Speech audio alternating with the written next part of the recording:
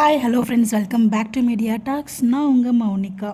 So Friday continuation தான் இன்றைக்கி episode telecast பண்ணியிருந்தாங்க. ஸோ காவேரி வந்து பார்த்திங்கன்னா அவங்க வீட்டிலேருந்து சாப்பாடு எல்லாமே ரொம்ப நல்லா இருக்குது, ஆண்டி ரொம்ப சூப்பராக சமைச்சிருக்காங்க. அப்படிங்கும்போது சமைச்சது எங்கள் அப்பா தான் அப்படின்னு சொல்லிட்டு குட்டி காவேரி சொல்கிறாங்க. சாரி எனக்கு தெரியாது அப்படின்னு சொல்லிட்டு ரொம்பவே நல்லா இருக்குது அப்படிங்கிற மாதிரி சொல்லிவிட்டு இங்கேருந்து கிளம்புறாங்க. ஸோ வரும்போதே உங்களுக்கு வந்து ஆட்டோ கிடைக்கலன்னு சொன்னீங்களே, இப்போ நானே கொண்டு வந்து ட்ராப் பண்ணுறேன் அப்படின்னு சொல்லிட்டு நம்ம காவேரியும் அவங்க அம்மாவையும் கூப்பிட்டு வராங்க. நம்ம எதிர்பார்த்தது என்னமோ வந்து பார்த்திங்கன்னா ஓல்டு காவேரி அந்த கார் சீக்வன்ஸ்னாலே ஃப்ரண்ட் சீட்டில் தான் உட்காருவாங்க. பட் இப்போ சாரதாம்மா ஃப்ரண்ட்லேயும் அவங்க பேக்லேயும் உட்காந்துந்தாங்க அந்த கான்வர்சேஷனில். ஸோ அவங்க வந்து அதாவது இண்டிகேட்டர் ஆனில் இருக்குது அப்படிங்கும்போது உங்களுக்கு கார் ஓட்ட தெரியுமா அப்படிங்கிற ஒரு கேள்வி வந்து, பிகாஸ் கார் ஓட்ட சொல்லி கொடுத்தது நம்ம சுவாமி தான் இல்லையா, விஜய் தான் இல்லையா. ஸோ அதனால் இதை வச்சு ரிமெம்பர் பண்ணுறதுக்காக அவங்க கேட்டுகிட்டே இருக்காங்க. பட் எப்படி கற்றுக்கிட்டேன்னா தெரியல, கொடைக்கானல் இருக்கும்போது எனக்கு தெரியாது. பட் அதுக்கப்புறம் எப்படி கற்றுக்கிட்டேங்கிறது எனக்கு ஞாபகம் இல்லை. ஆனால் எனக்கு ஓட்ட தெரியும் அப்படிங்கிற மாதிரி சொல்கிறாங்க. ஸோ எப்படியாச்சும் அந்த அதாவது வெளியே கொண்டு வந்துடலாம், பழசை கொண்டு வரதுக்கு அவ்வளோ எஃபர்ட் போட்டுற அந்த காருக்குள்ளே.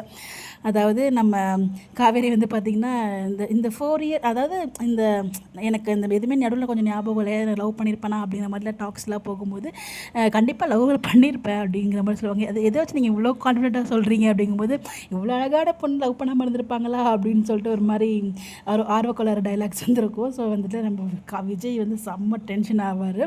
அதுக்கப்புறம் எப்படியோ ட்ரை பண்ணுறாரு. பட் அவளுக்கு வந்து எதுவுமே ஞாபகமே இல்லை. இந்த கார் ஓட்டுற சீக்வன்ஸ் அதை பின்னாடி முன்னாடியே சொல்லிக் கொடுப்பாங்களே, அது எல்லா சீக்வன்ஸுமே வந்து லைட்டாக காமிப்பாங்க. அதுக்கப்புறம் வந்து இருக்கிறதுக்கு வாய்ப்பு இல்லைன்னு நினைக்கிறேன். ஏன்னா அப்படி இருந்துச்சுன்னா எனக்கு தானே ஞாபகம் இல்லை, அவருக்கு ஞாபகம் இருக்குள்ளே. இந்த 5 வருஷத்தில் வந்து அவர் என்னை பார்க்கவே இல்லையே அப்படிங்கிற மாதிரி காவேரி சொல்கிறாங்க. எல்லாத்தையும் நானே உனக்கு வெளில கொண்டு வரேன், எப்படியாச்சும் நீயே பழசெல்லாத்தையும் ஞாபகம், அதாவது மறந்த எல்லாத்தையுமே ஒன்றை நீயே ஞாபகப்படுத்துகிற மாதிரி நான் வந்து கண்டிப்பாக பண்ணுவேன் அப்படின்னு சொல்லிட்டு நம்ம விஜய் பேசிகிட்டு இருக்காரு. அடுத்ததான் ராகவோட என்ட்ரி. சித்தப்பாவே வந்து பார்த்தீங்கன்னா விஜய் ஃபேமிலிக்கு தான் சப்போர்ட் பண்ணிகிட்ருக்காரு. எல்லாத்தையுமே சொல்லிடுறாரு. காவேரிக்கு ஞாபகம் இல்லை, நிறைய பேர் தனியாக இருக்காங்க, அவங்க நிறைய பேருக்கு குழந்தை இருக்குது அப்படிங்கிற விஷயத்தையும் சித்தப்பா வளரிட்டார் ராகவ் கிட்ட. ஸோ 5 இயர்ஸ் ஜெயிலில் இருந்துட்டு அவரும் இப்போ தான் வெளில வராரு. கரெக்டாக சித்தப்பா கார்கிட்டே வந்து மாட்டணும் அப்படிங்கிற மாதிரி இருந்துச்சு. ஸோ அப்படியே அடுத்த நாள் மார்னிங் வந்து பார்த்திங்கன்னா நம்ம சித்தீஸ் அண்டு யமுனா, கங்கா, குட்டி பாப்பா நேம் யாழினி, நம்ம கங்காவோட அப்பா பேர். ஸோ அதுவுமே இன்றைக்கி ரிவீல் ஆகிடுச்சு. சர்ப்ரைஸாக உள்ளே வராங்க. சமஷாக்காக வந்து நம்ம காவேரி இருக்காங்க. அதுக்கப்புறம் வந்து பர்த்டேக்காக தான் வந்திருக்காங்க. அப்படிங்கும்போது இதுக்காக நீங்கள் சர்ப்ரைஸாக வந்திருக்கீங்களே அப்படின்னு சொல்லிட்டு ரொம்பவே ஹாப்பியாக ஃபீல் ஆகுறாங்க. மாப்பிள்ளைங்களும் வந்து நல்லா இருந்திருக்கும் அப்படிங்கிற மாதிரி அம்மா சொல்லும்போது, ஸோ குமரனுக்கு வந்து பார்த்திங்கன்னா உங்களுக்கே தெரியும், எங்களுக்கு என்ன தெரியும், குமரங்கிற கேரக்டர் இல்லைங்கிறத எங்களுக்கு தெரியும், அவர் பிஸியாக இருக்கார் அப்படிங்கிற மாதிரி வந்து சொல்கிறாங்க. நிவினுக்கு வந்து ஒர்க் விஷயமாக வர முடியல அப்படிங்கிற மாதிரி சொல்லியாச்சு.